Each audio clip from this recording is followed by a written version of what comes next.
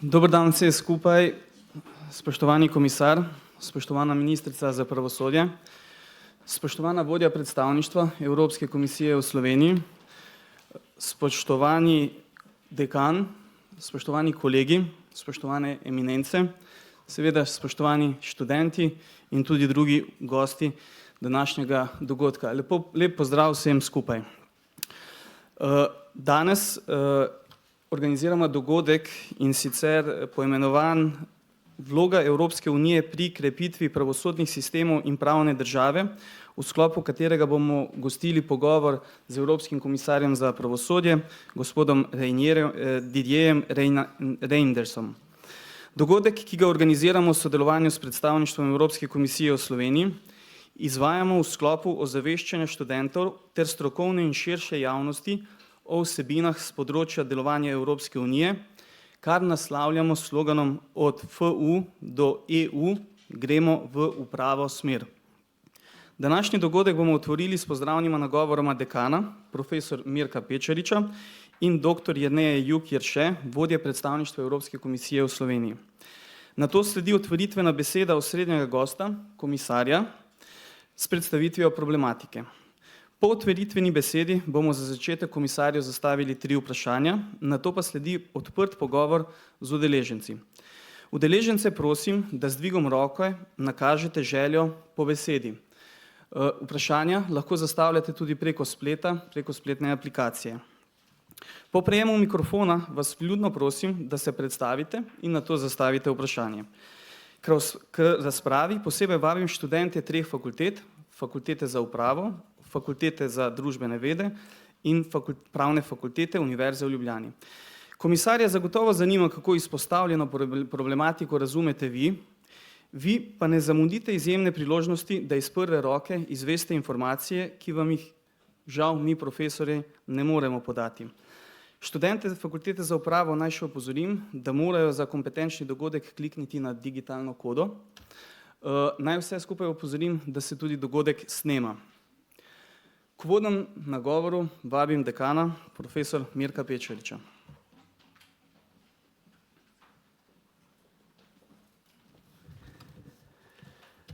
Spoštovani Didier Reynders, spoštovana ministrica, ostali visoki gostje, kolegi, študentje. Verjamem, da v zgodovini naše fakultete za upravo zaradi prisotnosti naših visokih gostov in njunega področja lastnosti, kot so poštenost, pravičnost, moralna trdnost in skladnost z resnico, še nikoli niso bile tako oprijemljive, kot so danes tukaj, prav v tej predavalnici. Medtem, ko bi pesimisti to lahko pripisali saj temu, da našima gostoma lahko stisnemo roko v pozdrav, pa mi optimisti vidimo neko priložnost, kot v filmu Casablanca, na začetek lepega prijateljstva. Veseli me, da Fakulteta za upravo nadaljuje z dejavnostmi, ki smo jih začeli v preteklih letih od našega študijskega programa z evropskim modulom, z usposabljanjem za EPSO izpite in z nadaljevanjem dogodkov, kot je bil v lanskem letu glede uspešnosti oziroma analize glede slovenskega predsedovanja. Komisar za pravosodje ima različne pristojnosti na področju pravne države. Svet in Evropa doživljata vsak dan spremembe, kjer se prednostne naloge ponovno premišljajo in kjer se spremembe dogajajo z visoko hitrostjo. Razloge za tako hiter tempo lahko pripišemo številnim dejavnikom, od tehnološkega napredka, globalizacije, demografskim spremembam, migracijam, okoljskim, družbenim in političnim spremembam. Ti in številni drugi dejavniki prispevajo k hitro spreminjajočemu se svetu, ki zahteva prožnost, fleksibilnost, agilnost in številne druge visoko leteče pojme. Po drugi strani v teh spreminjajočih se razmerah pa pravosodje poskuša ohraniti stabilnost, trajnost, predvidljivost, pravno varnost, zaupanje, enakost in druge vrednote, ki jim lahko rečemo civilizacijske norme pravne države. O teh perspektivah verjetno vsakodnevno razmišljata tudi naša ugledna gosta, ki med drugim se osredotočata na krepitev pravne države, se spopadata s klasičnim in spletnim sovražnim govorom, dezinformacijami, diskriminacijo, po drugi strani pa tudi z spodbujanjem in omogočanjem širšega dostopa do pravnega varstva, krepitvijo čezmejnega sodelovanja, obravnave novih digitalnih tehnologij in zdaj že tudi posledic umetne inteligence. To so le nekatera področja, na katera se osredotočata naša gosta. Ker pa smo na fakulteti za upravo, bi lahko predlagali, da bi eno izmed naslednjih področij komisarju predlagali, da bi lahko posvetil temi, kako recimo upravljati pravosodje Evropske unije v luči birokratskih ovir. Drugo, za nas tudi interesantno področje, še posebej glede na nedavne dogodke v Sloveniji, bi bilo lahko, kako se uspešno lotiti institucionalnih reform. Gre namreč za področje, ki ga je gospod Reinders vodil kot minister, kot resorni minister v Belgiji, skupaj s številnimi drugimi impresivnimi ministrskimi področji, če se ne motim, jih je bilo 6. Poleg tega, da je bil samo podpredsednik vlade. Torej, seveda je najbolje, da komisar kar sam osvetli moje domneve o tem, kaj kot komisar počne ali na katera področja se osredotoča. In če sem na začetku omenil citat iz filma Casablanca, naj parafraziram še enega. Vedno bomo imeli fakulteto za upravo. Če Bruselj kot dejanska prestolnica Evropske unije ne more počakati, pa lahko Pariz vedno. Spoštovani komisar, hvala še enkrat za to, da ste se udeležili tega dogodka na fakulteti. Hvala.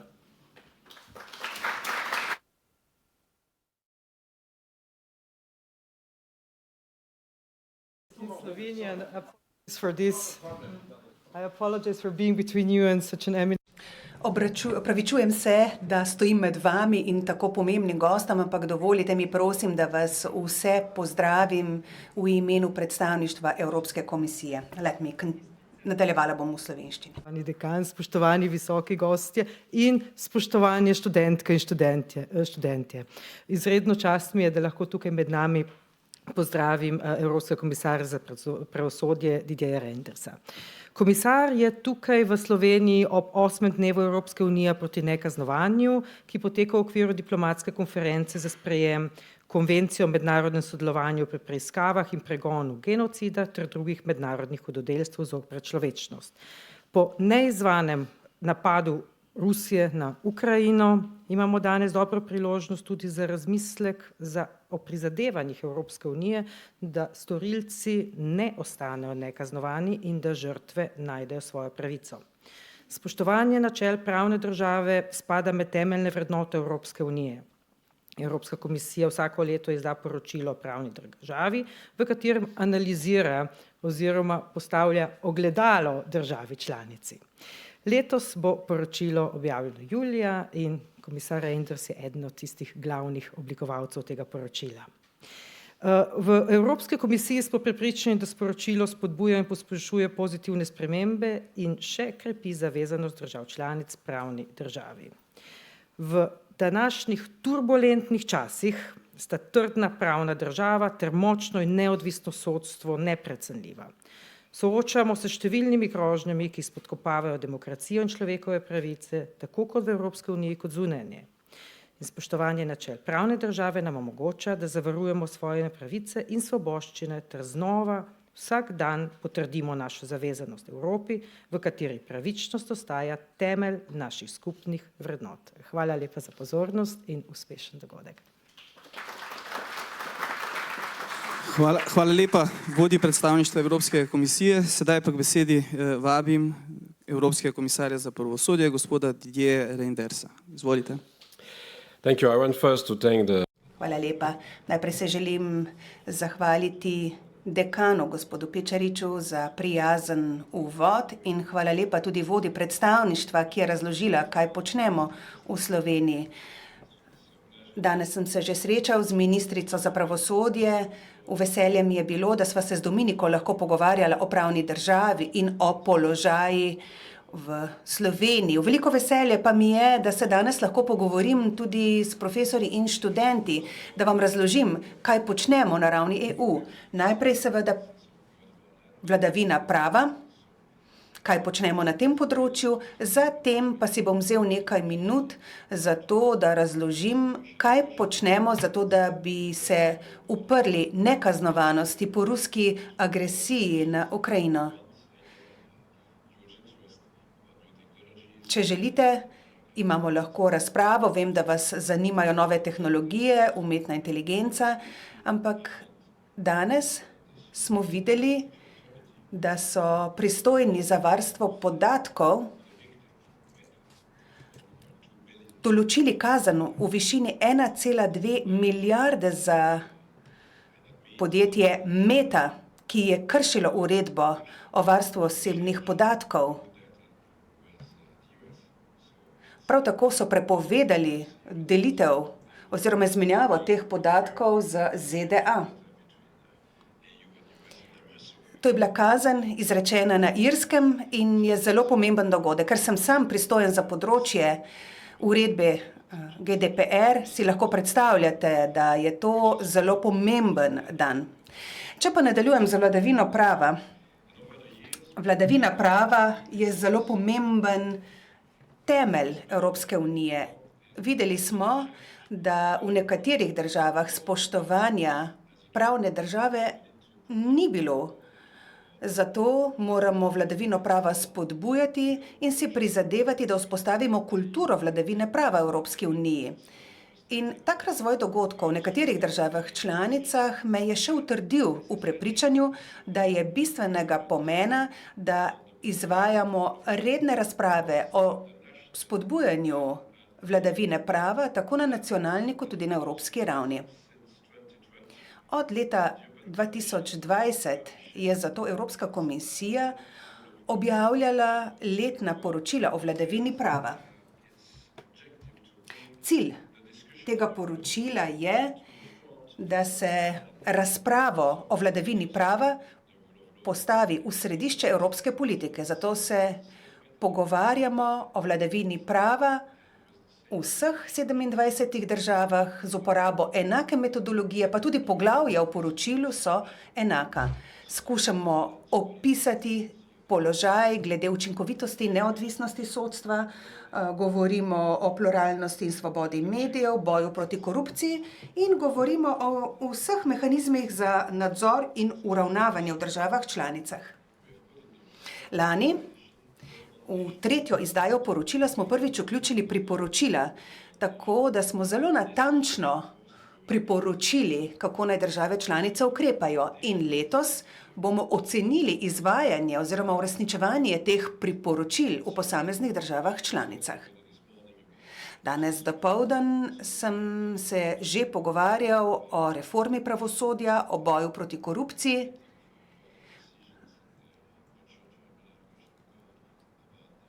Pričakujemo tudi pomembno odločitev Ustavnega sodišča v zvezi z javno televizijo, ampak poročilo o vladavini prava je zelo pomemben dokument in če vas zanima, se lahko pogovorimo še o vsebini.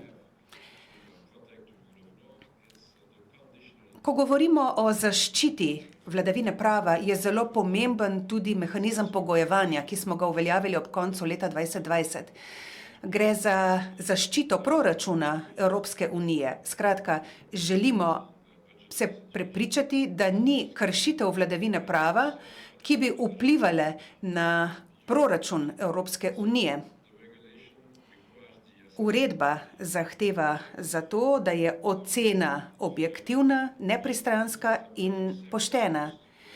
Zato je treba preveriti ugotovitve na podlagi dokazov.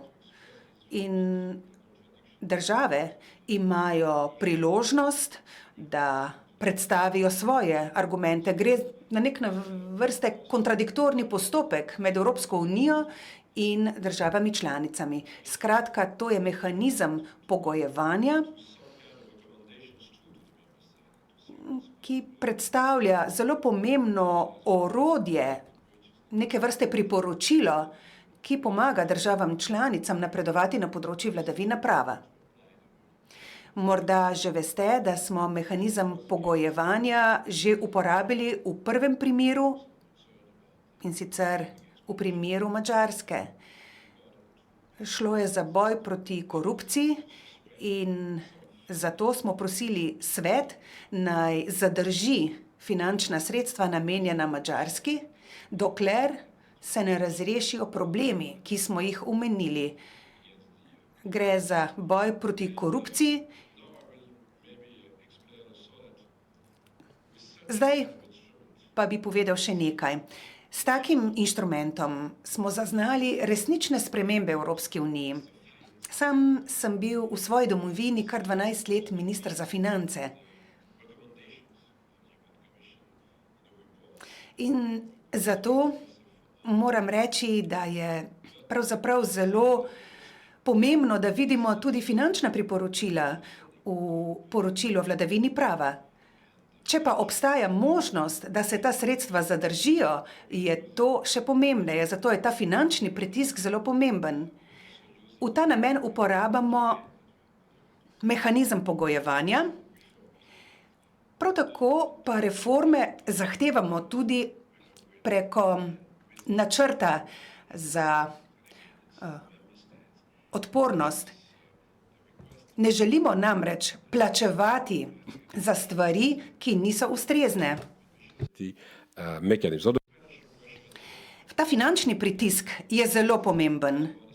Zdaj pa morda še nekaj besed glede položaja v Sloveniji. Govoril bom na podlagi priporočil iz lanskega poročila o vladavini prava. Prvo poglavje je namenjeno predvsem pravosodnemu sistemu.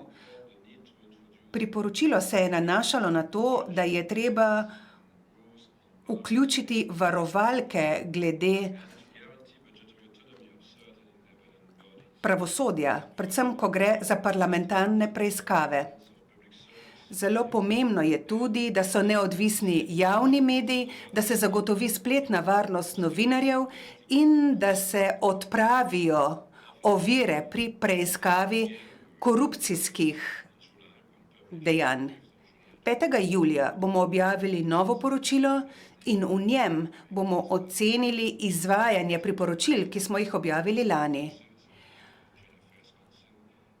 V svetu za splošne zadeve bom 11. julija predstavil poročilo. Zelo pomembno pa je to, da se pogovarjamo o konkretnih reformah in danes dopoldan sva se z ministrico za pravosodje pogovarjala ravno o tem. Gre za reforme pravosodja. Če vam dam samo en primer, želimo še okrepiti neodvisnost pravosodja, zato je treba razmišljati o načinu imenovanja sodnikov. Morda bi bilo prav, če bi pristojnost za imenovanje sodnikov prenesli z parlamenta na predsednico države in na sodni svet. Sodni svet pa je zelo specifičen organ in želimo se prepričati, da obstajajo varovalke, da se sodstvo zaščiti tudi preko sestave sodnega sveta. Na ravni EU je običajno to, da je večina članov sodnega sveta sodnikov.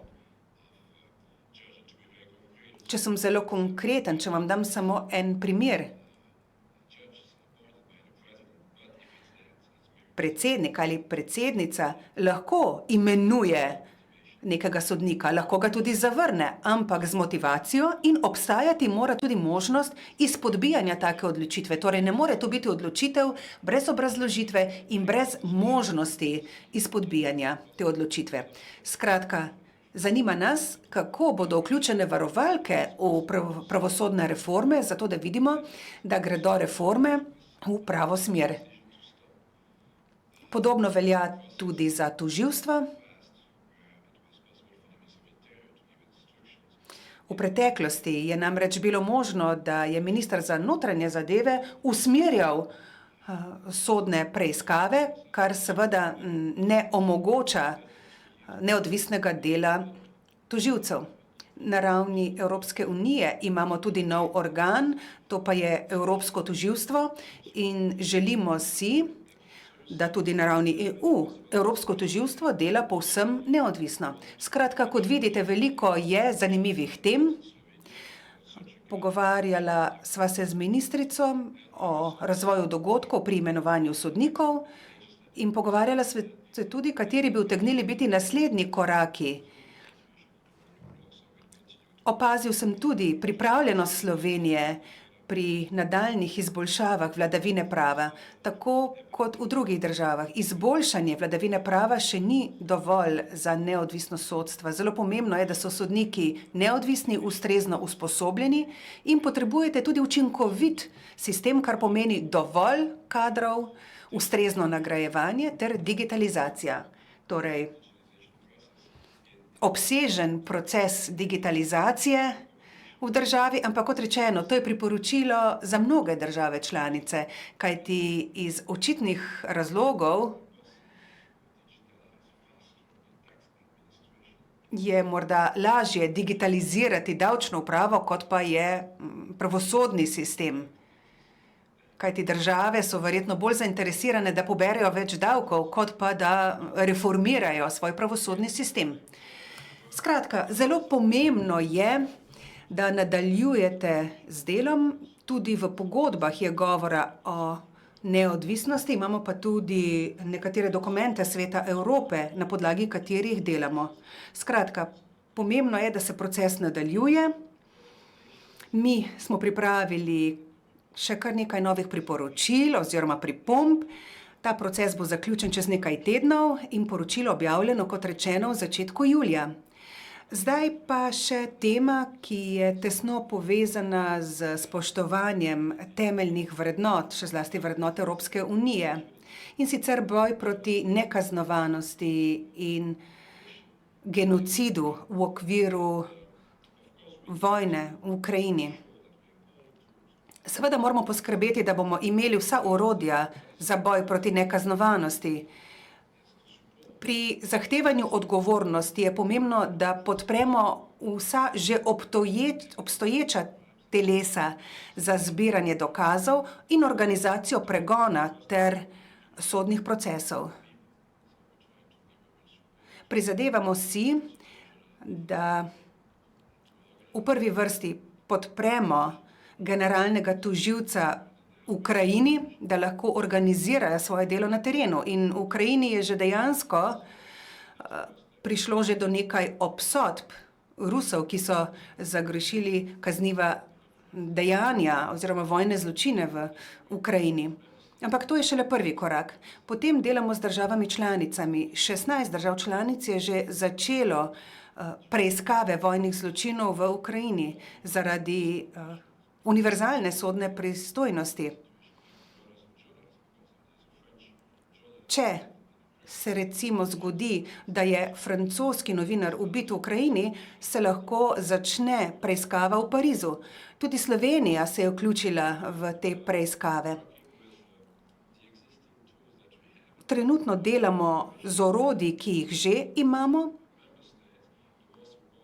Za dobro sodelovanje držav članic je najpomembnejša ustanova Eurojust. Zato je zelo pomembno, da delo na ravni Eurojusta poteka čim bolj gladko.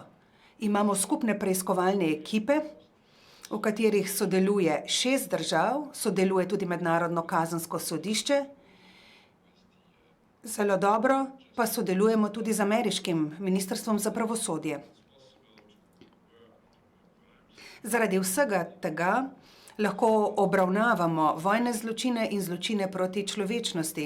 Zdaj pa so začeli tudi s preiskavami genocida, kar je zelo pomembno. Namreč ta skupna preiskovalna ekipa je bila ustanovljena šele februarja. Zdaj nadaljujemo. Uredba o Eurojustu je bila razširjena zato, da lahko zberemo vse dokaze. Želimo namreč, da so ti dokazi čim bolje zavarovani in če so zavarovani in shranjeni pri Eurojustu, sklepamo, da so tam varnejši, kot bi bili v Ukrajini. Sodelujemo tudi z Mednarodnim kazenskim sodiščem in rad bi povedal samo to, da Mednarodno kazensko sodišče podpiramo vse odločitve Mednarodnega kazenskega sodišča.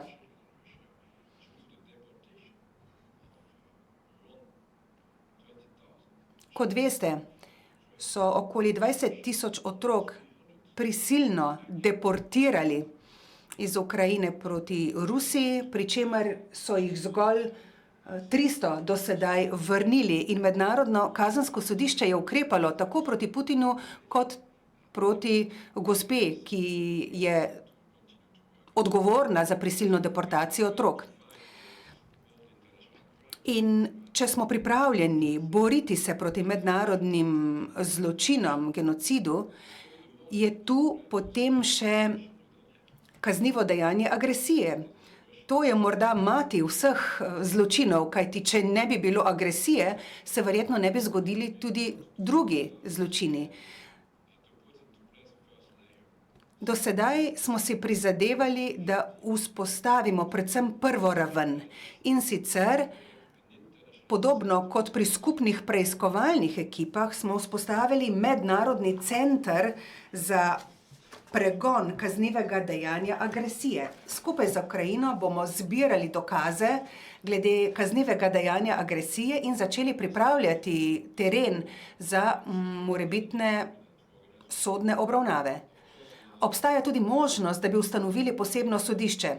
Sam dajem prednost možnosti, da bi pristojnost dobilo Mednarodno kazensko sodišče. Zato sem prosil države članice, da si prizadevajo za dopolnitev rimskega statuta in sicer člena 8. Kar nekaj držav, med njimi tudi Slovenija, podpirajo ta proces, je pa to proces, ki bo kar nekaj časa trajal, da se dopolni rimski statut. Druga možnost je, da se vzpostavi posebno sodišče, kot zahteva predsednik Zelenski, ali pa, da se vzpostavi neko hibridno sodišče z ukrajinskimi in mednarodnimi sodniki. Na tem delamo mi, pa tudi s kolegi iz skupine G7, zato da bi imeli čim širšo podporo in da bi zagotovili legitimnost tega sodišča. Bi pa vztrajal, da to, kar počnemo v času vojne. Veliko ljudi govori o Nürnberških procesih, ampak tam je šlo za pregon po kapitulaciji Nemčije in po vojni, ne pa med vojno. Tokrat prvič ukrepamo tako hitro in tako učinkovito v času trajanja vojne. Saj sami veste, ampak ponavljam, Rusija je okupirala del Ukrajine, kar zadevo seveda otežuje. Naš prvi cilj je, da storilce kaznivih dejanj pripeljemo pred sodišča. Drugo, želimo zagotoviti, da bo Rusija plačala za obnovo Ukrajine in da bo povrnila škodo. Zato smo v prvi vrsti organizirali register škode, kar je možno s pomočjo Sveta Evrope. To bo register, kjer bomo prejeli vse zahtevke za povračilo škode.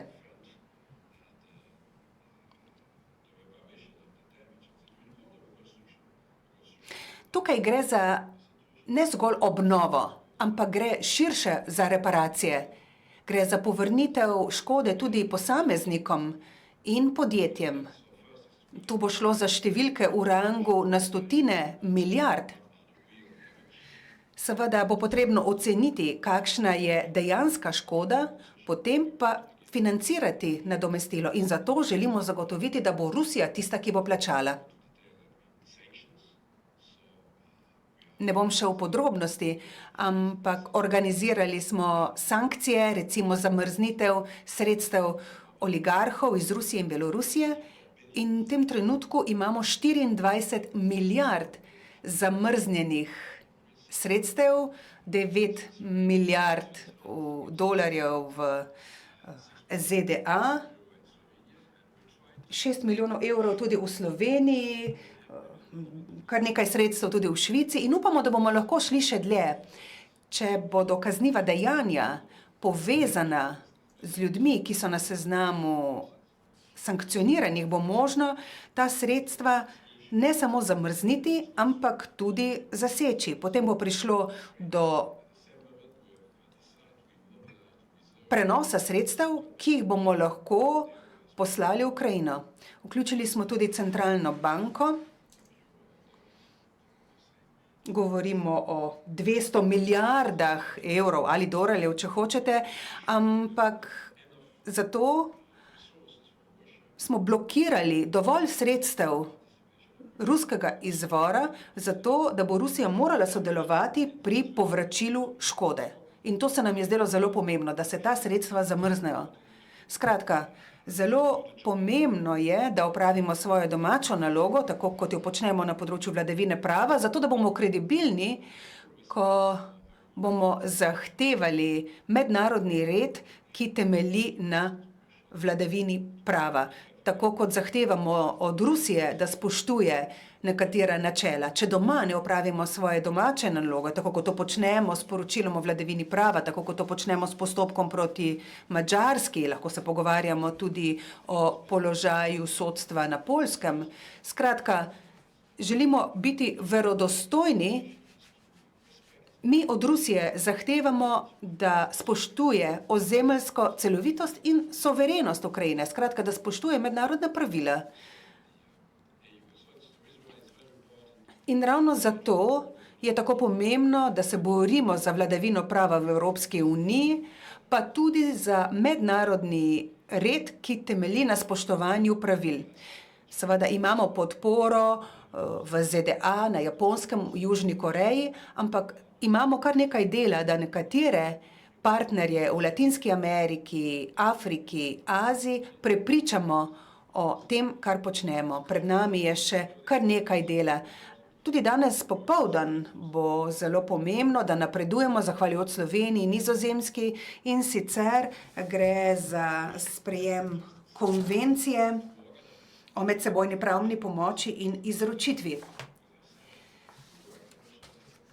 Zelo pomembno je, da dosežemo napredek na nacionalni ravni. Povedal sem že, da sodelujemo z Mednarodnim kazenskim sodiščem, ampak najprej je treba opraviti domačo nalogo doma. In čez nekaj tednov mislim, da bomo še izboljšali sodelovanje med posameznimi državami. Naj zaključim s tem, da povem, da se mi zdi zelo pomembno, da pri zaščiti in spodbujanju vladavine prava sodeluje čim več ljudi. Po nekaj letih na univerzi boste imeli tudi vi priložnost sodelovati v tem procesu, ko boste opravljali svoj poklic v prihodnje.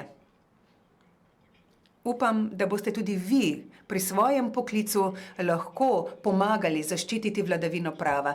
Hvala lepa za povabilo in hvala, da ste mi dali možnost, da razložim, kaj počnemo, kaj skušamo početi in kaj bo morda možno storiti v prihodnje. Hvala lepa za uvodne besede. Nadaljevali bomo z našim osrednjim delom, in sicer s pogovorom z komisarjem. Za začetek bomo postavili 3 vprašanja in začeli bomo s področjem, s katerim je komisar zaključil v uvodnem nagovoru. In sicer za prvo vprašanje prosim kolegico gospod Petro Podobnikar s Fakultete za upravo. Izvolite.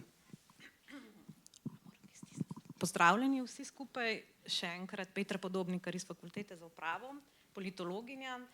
Jaz bi vam v bistvu zastavila vprašanje, ki se povezuje oziroma nanaša na MLA inicijativo in ukrajinsko krizo.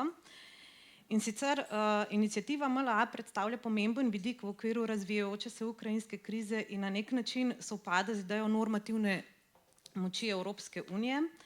Ali po vašem mnenju obstaja nevarnost, da bi izvajanje oziroma implementacija te inicijative lahko v bistvu povečala oziroma sprožila še večji pritisk na Rusko federacijo oziroma na nek način vzpostavila še oziroma inicirala še večje konflikte z Rusijo. Se pravi, na kakšen način, vprašanje moje je, na kakšen način ta inicijativa vzpostavlja ali pa na novo vzpostavlja razmerja med Rusijo in pa Evropsko unijo. Se pravi, zanimajo me te relacije moči, ki jih v bistvu inicijativa na nek način vzpostavlja. Hvala.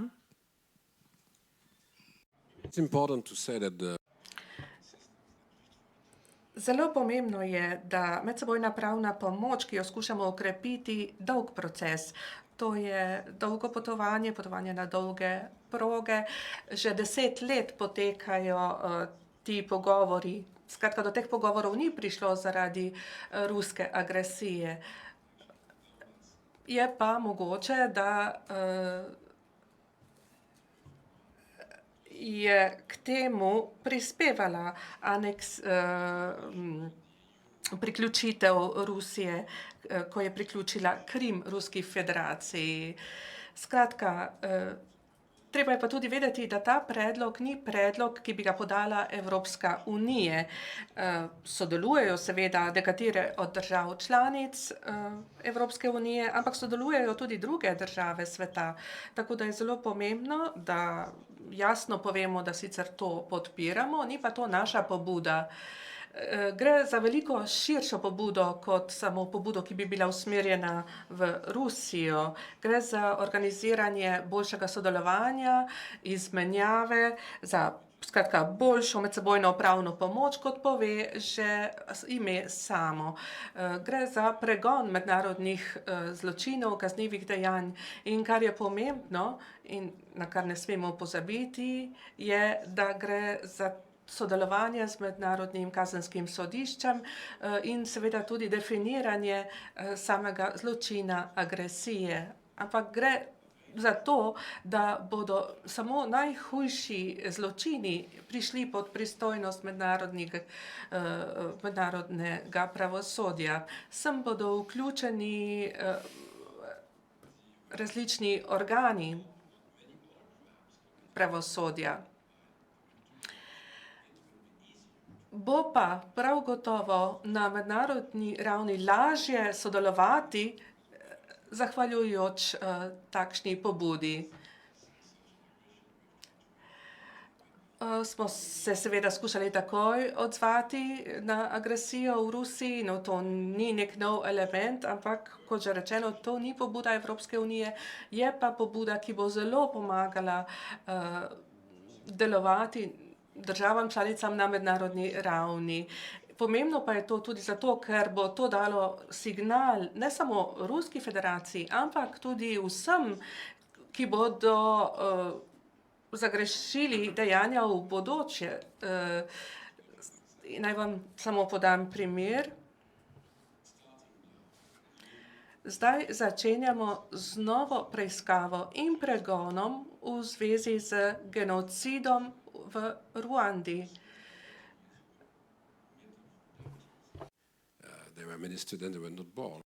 In tudi v zvezi z vojno v Jugoslaviji, torej 30 let kasneje. Ampak za storilce kaznivih dejanj je zelo pomembno, da vedo, da bodo do konca svojega življenja izpostavljeni kazenskemu pregonu. Hvala lepa.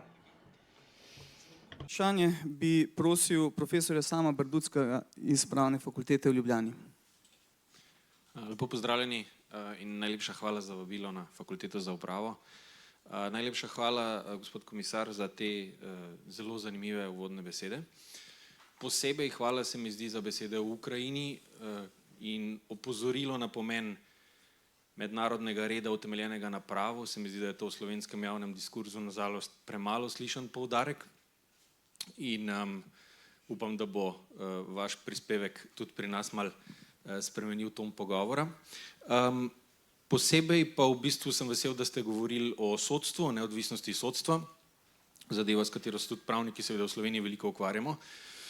Tu me zanima en aspekt in sicer opažamo, da ko prihaja do napadov na sodne sisteme, ki imajo mogoče nek iliberalen podton, do poskusov prevetriti sodne sisteme, seveda nekako po političnih preferencah političnih akterjev, je tu pogosto tudi argument, naši sodniki so slabi, treba je zagotoviti, da bodo sodniki dobri in po drugi strani seveda tudi v kriterijih, ki se izoblikujejo v evropskem pravu, pa naj bo to mehko pravo ali pa v sodni praksi nadnacionalnih sodišč, vidimo ta poudarek, ki se razvija. Sodnike je treba imenovati glede na njihove sposobnosti, glede na njihovo odličnost, se pravi, treba je poiskati strokovno usposobljene kandidate. Je tu mesto za institucije, za komisijo, v prihodnosti, da zagotovi mogoče večji nadzor, mogoče večji vpliv na to, da bojo ti postopki izbire in imenovanja v državah članicah bolj pazili na kakovost kandidatov. Se zavedam, da je tukaj lahko težko vprašanje pravne podlage, da smo lahko mogoče hitro celo pri ideji, najprej bi bilo treba spremeniti pogodbe, ampak če po drugi strani pomislimo, kako resne težave lahko povzroči sum v neodvisnost sodstva, ko smo videli, ko so irski sodniki začeli zavračati izročitve na Poljsko in tako naprej, se mi zdi, da je vseeno mogoče na mestu premislek o tem, a se da tukaj in ali je smiselno storiti več. Najlepša hvala.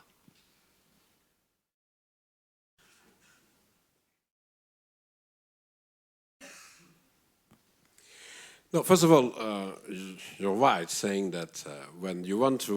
Prav imate, ko pravite, da je pri uvedbi avtorikratskega režima prvo to, da se napade sodnike, potem univerzitetne profesorje in novinarje.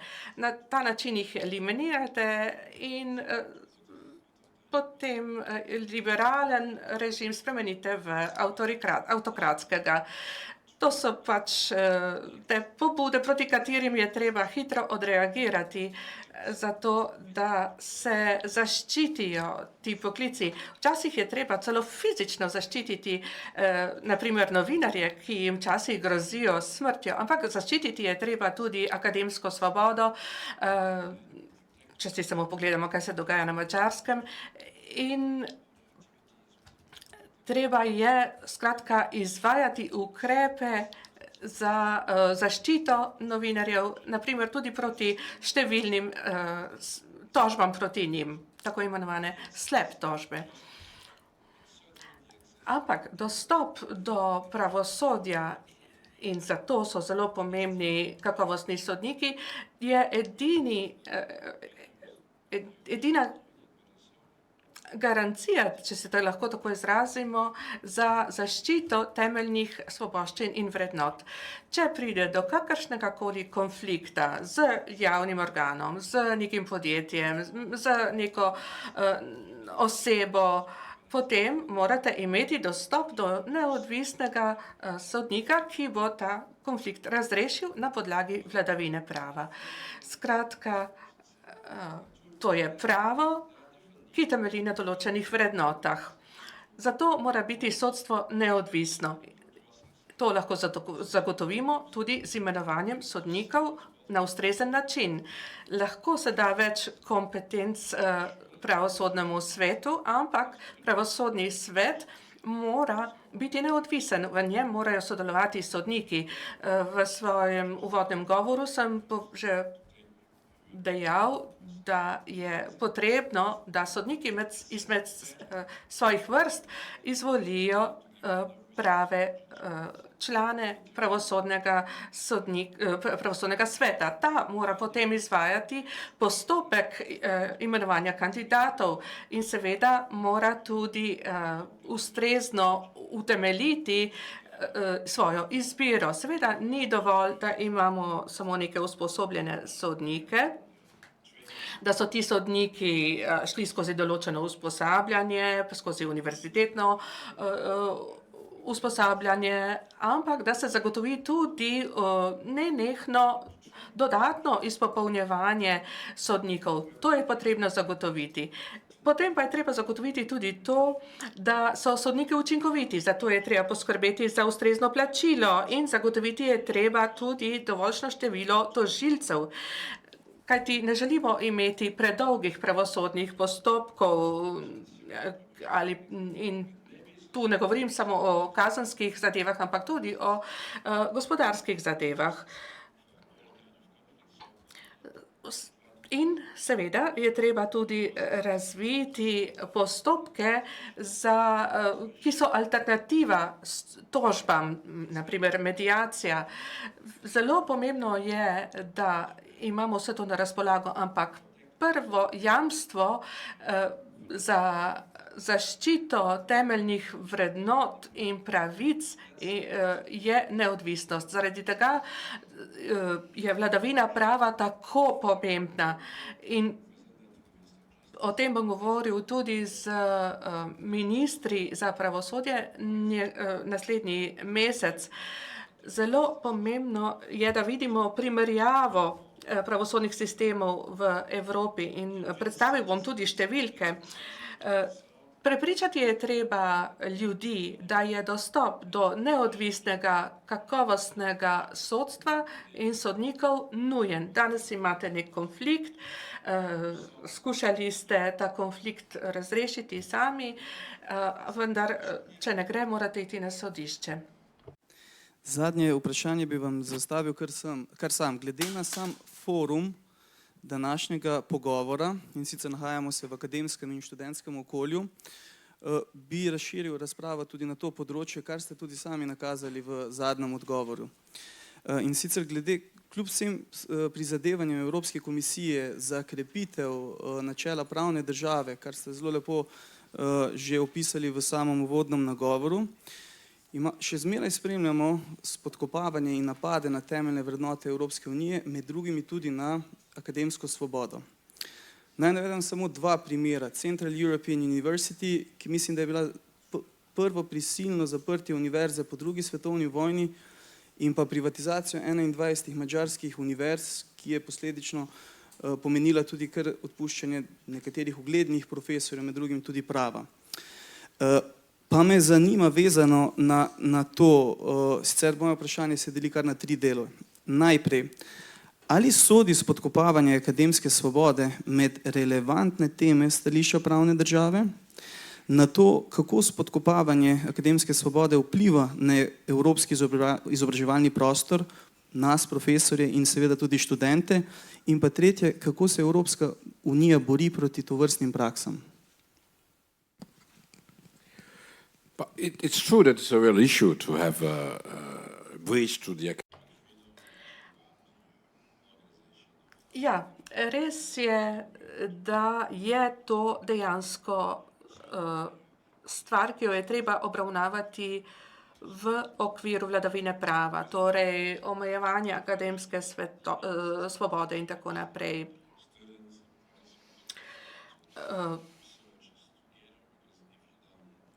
Imeti moramo možnost študentske izmenjave in akademskega sodelovanja.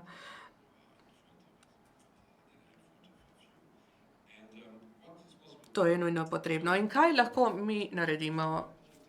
Ves čas skušamo vzpostaviti dialog z državami članicami in ravno zaradi tega zdaj poteka nov cikel poročila o vladavini prava.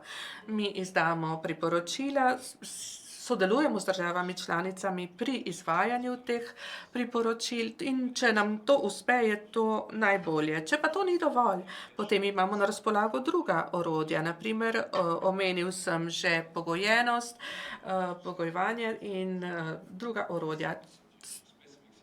Če imamo težave z določeno situacijo v državi članici, pa gremo lahko tudi na sodišče. In tako je bilo to pri vprašanju omejevanja akademske svobode na Madžarskem. Zaradi tega smo šli na sodišče. Seveda pa to nekaj časa traja, ampak sodišče je odločilo v našo prid. Dejalo je, da je treba omejiti financiranje. To smo naredili. Šlo je za financiranje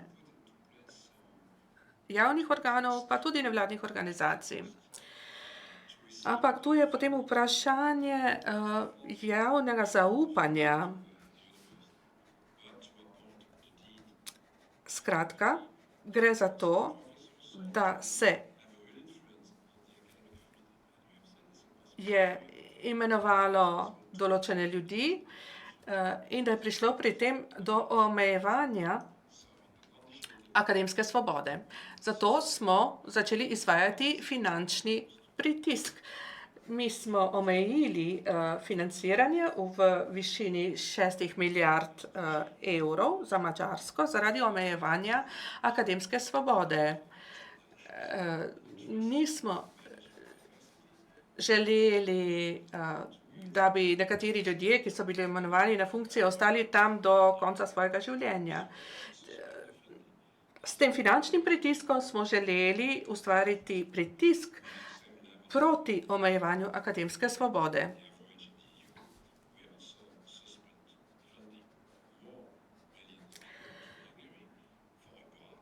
No, na ta način smo omejili Madžarski financiranje v višini več milijard evrov. In enako kot pri Poljski smo izdali mnenje v zvezi s 7. členom, Possible to reach. kjer je govora o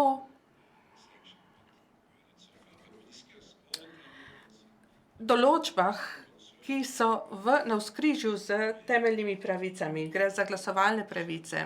Skratka, delamo, kar lahko, upoštevajo vsa različna orodja, s katerimi si prizadevamo za akademsko svobodo. Delajo pa to tudi druge države članice same. Vem, da pritisk izvajajo tudi različne univerze, tako da mi pač izvajamo svoje delo. Kar nekaj sredstev smo začasno ustavili. Seveda, celoten proces bo nekaj časa trajal, ampak to je res pritisk, ki bo imel svoj učinek. Tako da je to zelo uspešno. Še plenarjem bi vam mogoče samo pod vprašanje na to, kar ste se referirali na koncu. Conditionality mehanizmi, ki ste jih omenili, in pa decembrska prva aplikacija za primer Madžarske, zamrznitev 6 milijard sredstev. Sedaj vidimo že prve učinke. Madžari so začeli sprejemati reforme, o katerih ste tudi na kratko omenili. Potem Evropski parlament že protestira, civilna družba protestira, da to ni dovolj. Zdi se, da je žogica na vašem delu igrišča. Kaj lahko pričakujemo v prihodnje? No, z Madžarsko se še naprej pogovarjamo. Tudi sam sem se pogovarjal z ministrom za pravosodje. Pogovarjali smo se o reformi pravosodja, predstavili so nov dopolnjen zakon in ta zakon bo stopil v veljavo 1. julija. Predvsem pa želimo, da se izpolnijo nekateri mejniki iz načrta za okrevanje in odpornost.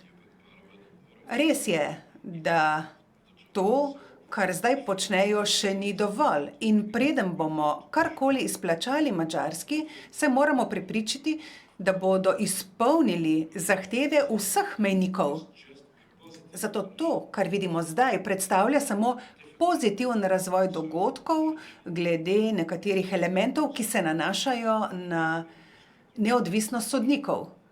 To morda ni osrednja stvar. Osrednja stvar je boj proti korupciji, svoboda medijev, kršitev zakonodaje, tako imenovanega zakona o zaščiti otrok, in menimo, da prihaja tudi do diskriminacije na osnovi spola v tej zakonodaji. Ampak kakorkoli, menimo, da nam je do zdaj nekaj uspelo na osnovi pogojevanja, vendar to ni dovolj. Ne želimo izplačevati nobenega denarja, dokler ne pride do polnega spoštovanja zakonodaje. Pa ne gre samo za 6 milijard v okviru mehanizma pogojevanja. Enak znesek je tudi v načrtu za okrevanje in odpornost in pred reformami ne bomo plačali nič. Potem je 20 milijard v kohezijskem programu in tudi ta denar je trenutno blokiran. Za državo, kot je Madžarska, je 20 milijard kar nekaj. Skratka, če ne zadošča dialog, potem moraš uporabiti različna druga orodja. Sodišče, v končni fazi pa tudi finančni pritisk. Kolegi komično pravijo v medijih sploh, da je evropski bankomat trenutno zaprt. Sedaj bi pa rad razširil razpravo in vas prosim za vprašanja.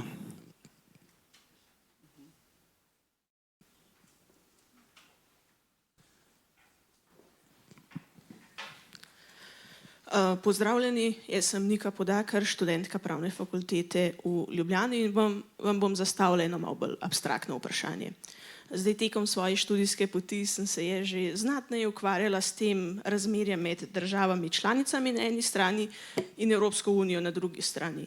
In mene v bistvu zanima, kaj lahko države članice naredijo za spoštovanje vladavine prava na ravni EU in kaj lahko EU naredi za spoštovanje vladavine prava v posamezni državi članici, recimo v Sloveniji. Hvala. But certainly about the respect of Kar zadeva spoštovanje vladavine prava v državah članicah, kaj lahko naredi EU, nujen je dialog, zato da ugotovimo, kako se da uresničiti načela vsebovana v pogodbi, v odločitvah sodišč, vključno s sodiščem v Strasbourgu. Skratka, imamo nekatera načela in pravila. Govorili smo o neodvisnosti sodstva, boju proti korupciji, potem o nadzoru in uravnavanju in tako dalje. Torej, EU lahko pomaga državam članicam, da uresničijo priporočila. Cilj nikakor ni uvedba sankcij. Naš cilj je, da poiščemo način, da bi države bolje uresničevale evropske vrednote in standarde na vseh področjih. To je naš način dela. Če pa nam z razpravo, s pogovorom ne uspe, imamo na voljo druga orodja, zato da ukrepamo bolj odločno, naprimer pred sodiščem, ali pa da se pogovorimo o financiranju različnih politik. Skratka, skušamo izvajati pritisk na države članice. Kajti v končni fazi imajo tudi države članice možnost, da se obrnejo na sodišče in sodišče bo povedalo svoje mnenje in to bo zavezujoče tudi za nas. Ampak trenutno imamo izraženo pozitivno mnenje glede našega ravnanja v primeru kršitev strani držav članic. Države članice pa lahko pomagajo izboljšati vladavino prava na ravni EU na dva načina. Prvi način je ta, da se pogovarjamo o vladavini prava in sicer na ravni ministrov in šefov držav.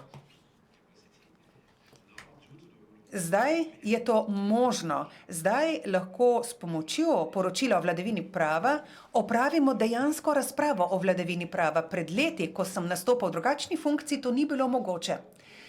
Zdaj se lahko pogovarjamo ne samo o položaju v posameznih državah, ampak tudi o glavnih načelih, katere so najboljše metode, da se recimo organizira neodvisnost tožilstva.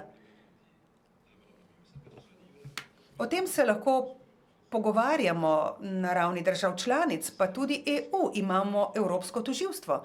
Podobno, konflikt interesov. Lahko se pogovarjamo o, registru lobistov, lahko se pogovarjamo o etičnih vprašanjih, ampak ne samo na ravni držav članic, ampak tudi na ravni EU. Skratka, enaka pravila moramo uresničevati na obeh ravneh, nacionalni in evropski. Prav tako je zelo pomembno, da države članice pomagajo pri pristopanju k konvenciji o človekovih pravicah. Veliko je stvari, ki jih je še treba razrešiti in tu potrebujemo podporo držav članic. Zelo pomembno bo namreč, da bomo lahko tudi izpodbijali nekatere odločitve. Zakaj bi Evropska unija bila izključena iz igre? To je nenazadnje naša dolžnost na podlagi Lizbonske pogodbe. Hvala. Sem Nada Trunkširca, profesorica na Univerzi na Primorskem. Dotaknila se bom področja človekovih pravic, pa delno tudi zadeve, ki jo je izpostavil kolega iz Pravne fakultete, glede neodvisnih in kompetentnih sodnikov. Torej, ko govorimo o evropskih o človekovih pravicah na načelni in abstraktni ravni je vse lepo. Zato je potrebno se učiti iz primerov in zato, da boste razumeli moje vprašanje, bom izpostavila en konkreten primer. In sicer ta primer predstavlja grozljivko v Republiki Sloveniji. Obračam se tudi na študente, ki ste približno te starosti. Fant je bil star 28 let pred 14 leti in so mu nezakonito porušili družinsko hišo, dom, v katerem je živel.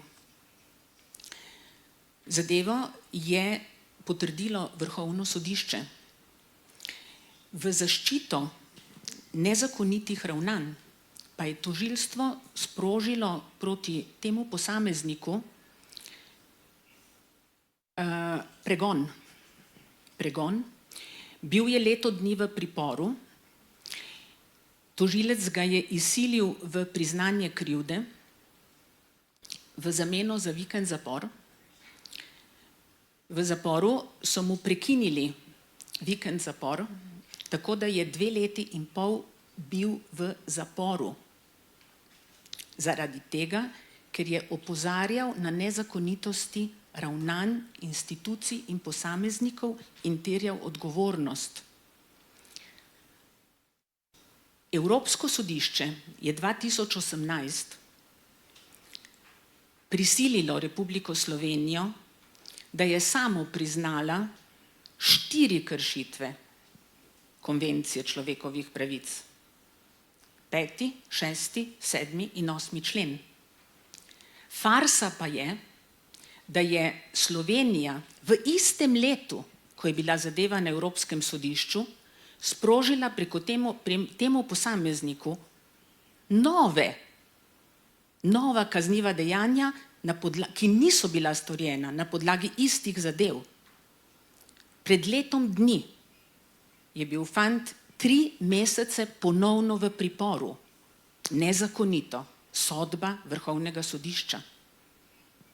Danes je fant ponovno v priporu. Pred 1 tednom so ga zaradi iste zadeve priprli. Govorim kot mama. To je moj sin, Jure. To se dogaja meni in moji družini v tej državi. Vprašanje, ki se nanaša na vas, kako lahko dopustimo tako dolgotrajne postopke, ki jasno kažejo, da gre za naklepna, nezakonita ravnanja Republike Slovenije in vse prelagamo na Evropsko sodišče. Kje je tu pravica? Kje je tu spoštovanje zakonodaje? Namreč prepuščeni smo tožilstvu in nižjim sodiščem, ki lahko delajo nezakonito v nedogled, medtem ko imamo sodbe vrhovnih instanc in Evropskega sodišča, da ne odreagirajo. Ali se pripravljajo kakšne spremembe, da bi v takšnih primerih, ko gre za očitne nezakonitosti, lahko Evropsko sodišče odreagiralo prej v zaščito človekovih pravic in civilizirane Evrope in ustrezno sankcionirali tiste, ki kontinuirano delajo nezakonitosti. Hvala. No, first of all, I fully understand. Najprej, popolnoma razumem vaš odziv.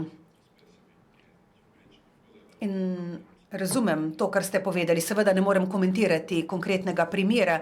Naj pa povem, da to, o čemer ste govorili, predstavlja še en razlog, zakaj skušamo v vseh državah članicah predstaviti priporočila in včasih tudi pritisniti za to, da bi imeli čim bolj neodvisno in tudi kompetentno sodstvo.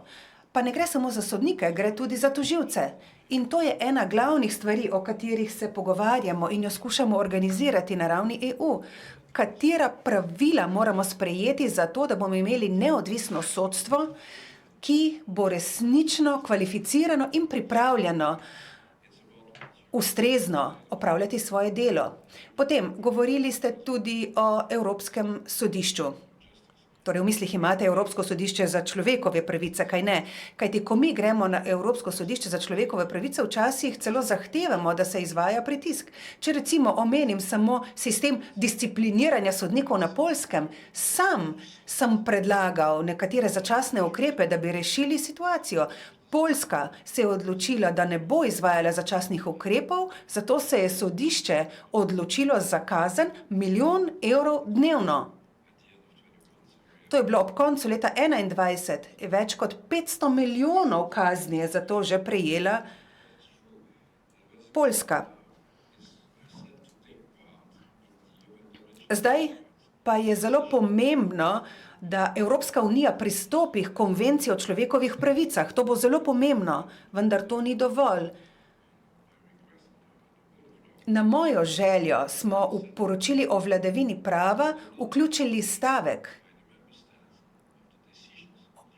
o neizvajanju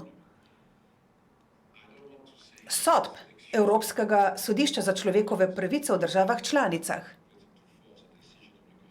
Seveda ni na Evropski komisiji, da izvaja sodbe sodišča, ampak odgovornost ministrov, ki sodelujejo v svetu, je, da zagotovijo, da se sodbe Evropskega sodišča za človekove pravice izvajajo.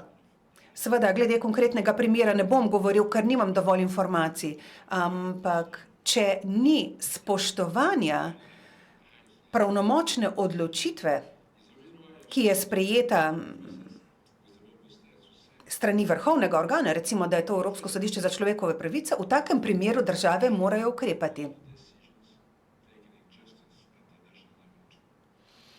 Zato je zelo pomembno, da če je sprejeta neka odločitev, moramo poskrbeti, da se ta odločitev tudi izvaja. Zato pravim, da potrebujemo neodvisno in kompetentno sodstvo. Ampak, če se končna odločitev sodnega sistema ne izvaja, potem nismo dosegli nič.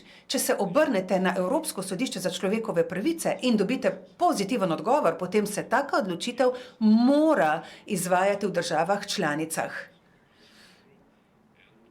To velja tudi v svetu Evrope in običajno je odbor ministrov tisti, ki organizira tak pritisk, ki se mora izvajati. Ampak v celoti razumem vaš odziv in pravzaprav to, kar ste povedali, samo potrjuje potrebo po tem, kar že počnemo. Torej, neodvisnost sodstva in izvrševanje vseh sodb sprejetih na najvišji ravni, pa naj je to Vrhovno sodišče ali pa Evropsko sodišče za človekove pravice.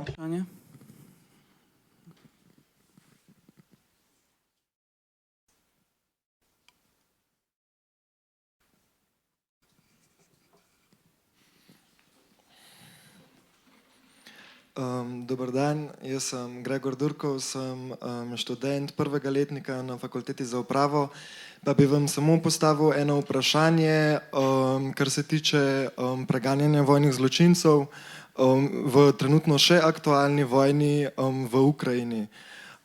Zanima pa me samo to, vi ste podali primer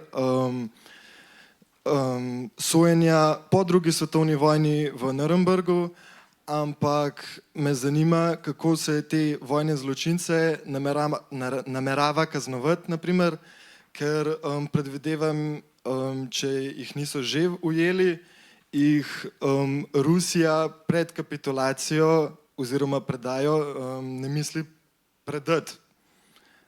In me zanima, kako se to sploh poteka in sankcionira. Hvala. First of all, it's already possible to... Že zdaj je možno organizirati tožbe oziroma sodne procese proti določenim vojakom, proti določenim borcem. To se že dogaja v Ukrajini.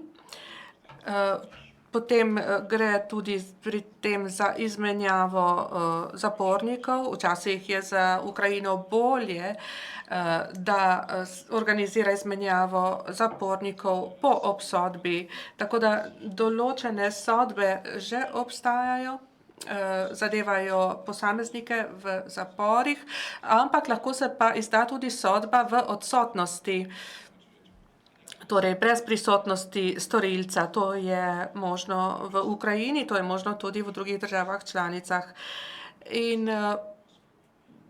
potem, če je nekdo v Moskvi, je seveda zelo težko organizirati sojenje proti takšni osebi.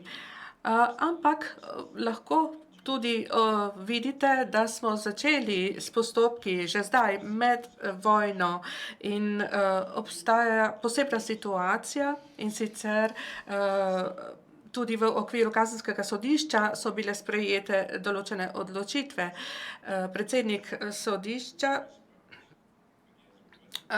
oziroma sodišče se je odločilo, da bo izdalo 2 naloga za prijetje.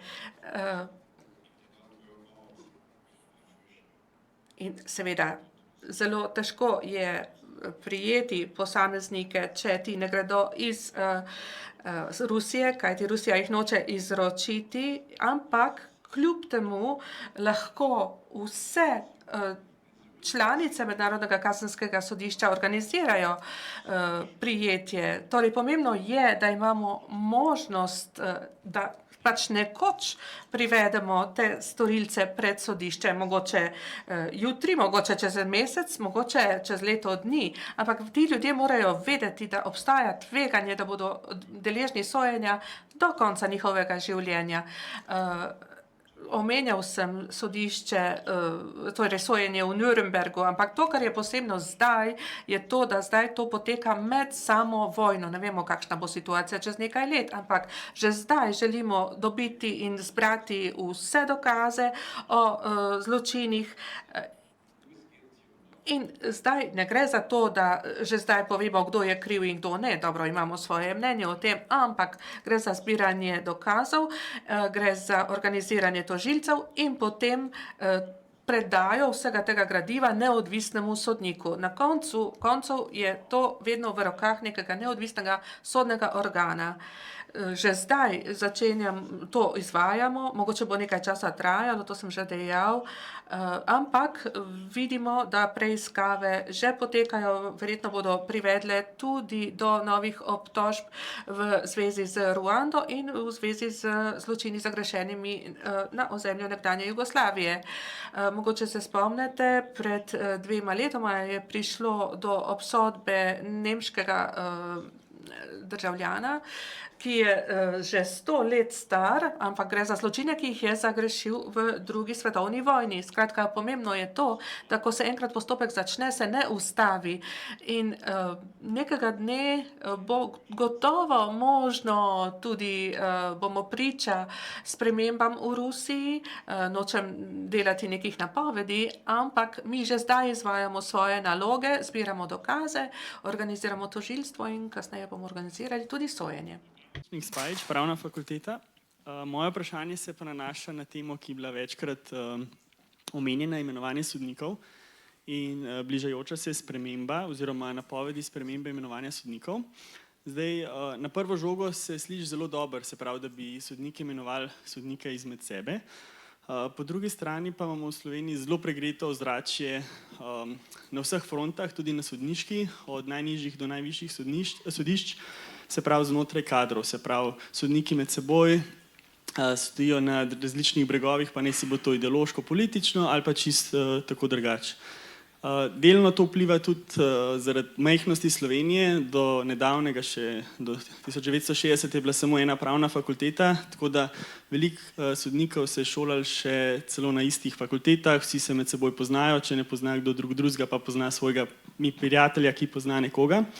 In moje vprašanje gre v smeri, kako se druge manjše težave soočajo ravno s tem, v luči napovedi spreminjanja tega, da bi sodniki med sabo se imenovali, je tukaj veliko tveganje, da bi zaradi nekih osebnih zamer, pomanjkanja integritete in kakovosti lahko prišlo do tega, da bi trenutno imenovanje sodnikov, ki je vsaj pod lučjo javnosti preko vseh procesov v državnem zboru, prišlo do tega, da bi v bistvu za stvarjo, kjer želimo stvar sanirati, na prvo žogo je to seveda odlično, da umaknemo politiko iz imenovanja, prišli do tega, da v bistvu bi lahko stvar še poslabšali. Tako da moje vprašanje je, kako se druge manjše države soočajo s podobno situacijo.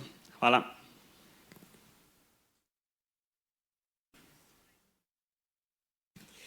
No, first of all, it's true that we have sometimes specific situation with regard. Ja, včasih je res velikost države vir problemov, naprimer pluralnost medijev. V mali državi je drugače organizirati kot v veliki državi. V veliki državi je mogoče lažje financirati več medijev, več različnih kanalov. Ampak naj vam dam primer Luksemburga v odgovoru na vaše vprašanje. V Luksemburgu so v ustavo dodali neodvisnost pravosodja in novo sestavo pravosodnega sveta. Imeli so podobne razprave kot vi.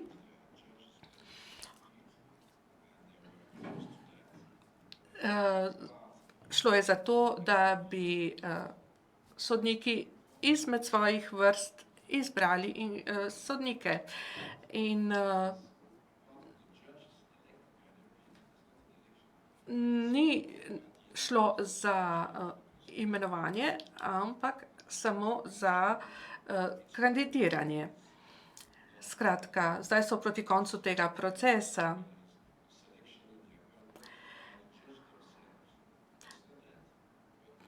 Seveda ni čisto jasno, kako bodo sodniki izmed svojih vrst imenovali nove sodnike, ampak zelo pomembno je, da imamo nek sistem, ki je uravnovešen. Zelo pomembno je to tudi za transparentnost. Gre za dobro organizacijo postopka selekcije z različnimi intervjuji in tako naprej. Potem pa je treba zelo jasno obrazložiti, argumentirati imenovanje enega kandidata in ne imenovanje nekega drugega kandidata. Skratka, če vas skrbi neko imenovanje ali neimenovanje, pa je treba imeti tudi možnost spodbijanja odločitve. Torej, transparentnost, preglednost je zelo važna. Tako da to je nekaj, s čimer se soočajo manjše države, ampak ne gre za posameznega sodnika, ampak samo za večino. To je velika razlika in to je zelo pomemben element, ko obrazložite, zakaj je bil nek kandidat izbran, drug pa ne. Ima žal omejen čas, tako da bomo sprejeli še zadnje vprašanje.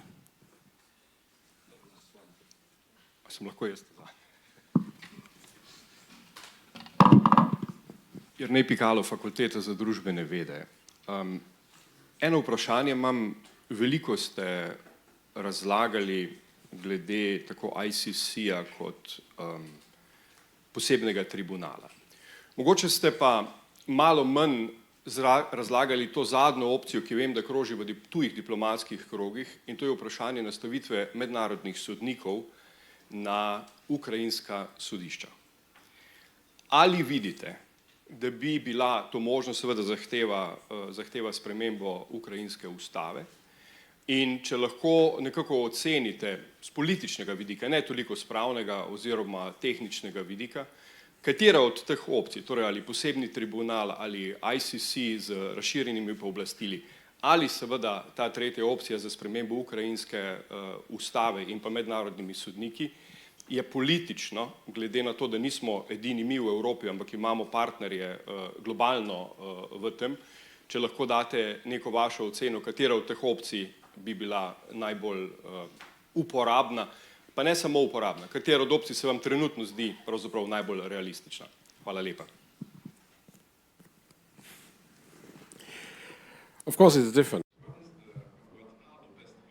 No, težko je povedati, kaj je najboljša možnost. Večkrat sem že skušal razložiti. Zlata rešitev je vsekakor mednarodno kazensko sodišče. Če imate mednarodno kazensko sodišče, potem ga lahko zaprosite, da obravnava vse zločine. Zdaj to ni možno, ker Rusija ni članica, ni ratificirala, sicer je podpisala, ni pa ratificirala Rimskega statuta. Zato Mednarodno kazensko sodišče ne more imeti pristojnosti brez odločitve Varnostnega sveta. Tam pa ima Rusija pravico do veta.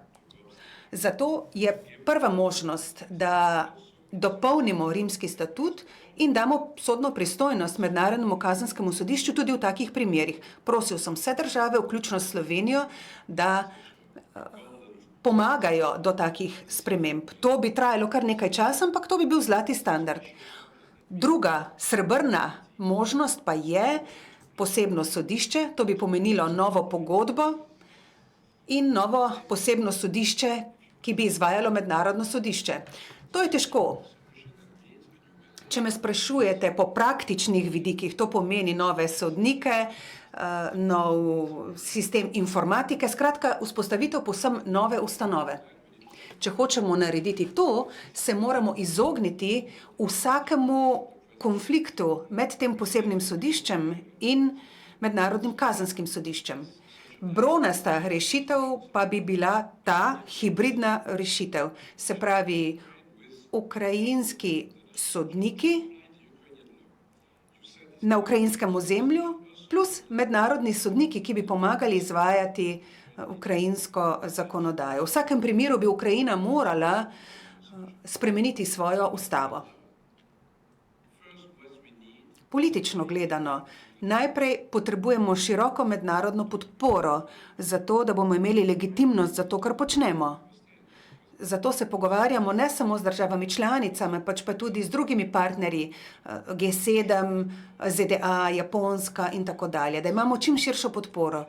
Drugi element pa je ta, da Ukrajino zaprosimo, da ratificira Rimski statut. Namreč čudno bi bilo, če ne bi sodelovali pri že obstoječi sodni pristojnosti. Namreč v primeru vojne se vojni zločini dogajajo na obeh straneh. Skoraj prepričani smo, da se večina vojnih zločinov, skoraj da vsi, zgodijo na ruski strani. Ampak tudi, ko pošljemo modre čelade, mirovno misijo Evropske unije oziroma Združenih narodov, se zgodi, da tudi ti pripadniki so vpleteni v vojne zločine.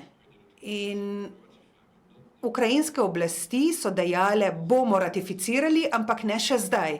Mi pa pravimo, če prosite, da se Rimski statut uporablja za Rusijo, potem morate biti odprti za to, da se bo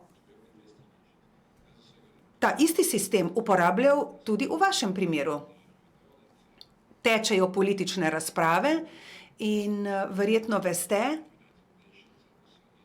da vse članice Združenih narodov oziroma Varnostnega sveta ne sodelujejo pri Mednarodnem kazenskem sodišču.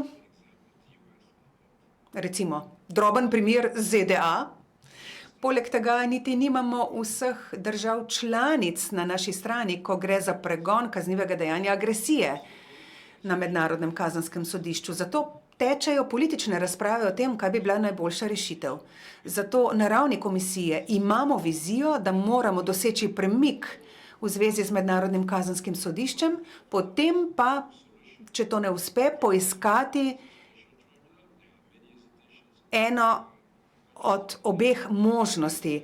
Ukrajina se zavzema za posebno sodišče, ampak videli bomo, kaj je bolje. Ampak nedvomno bomo potrebovali namensko sodišče, ki bo obravnavalo agresijo kot kaznivo dejanje. Ampak mi ne čakamo križem rok. Vzpostavili smo center za pregon kaznivega dejanja agresije, ki lahko zbira dokaze in druga gradiva, jih shranjuje zato, da pripravimo sodne postopke nekoč v prihodnje. In ob zaključku, naj povem še to, vemo, da je veliko različnih odzivov, ampak vztrajam pri tem, da tokrat prvič počnemo to, kar počnemo, medtem ko vojna še traja. To je novo. Običajno namreč te razprave tečejo po vojni. Tu pa že tečejo preiskave, pregon in celo sodni primeri oziroma obravnave že v času trajanja vojne. Prvič torej to počnemo medtem, ko vojna še traja. Želimo si čim širše podpore za najbolj učinkovito rešitev. Ali bo to posebno sodišče, ne vem, ampak nedvomno mora to biti neko namensko sodišče. Iskreno bi se vam zahvalil za udeležbo na dogodku, za zastavljanje vprašanj, delitev vaših stališč in tudi za ozaveščanje glede problemov, ki jih imamo na področju, ki smo ga danes naslavljali, zagotovo tudi mi v Sloveniji.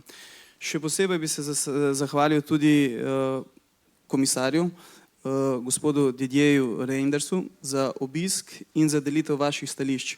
Upam, da ste tudi vi uživali v pogovoru, tako kot smo mi. Za nadaljevanje obiska pa vam želim vse najbolje v Sloveniji. Hvala lepa vsem.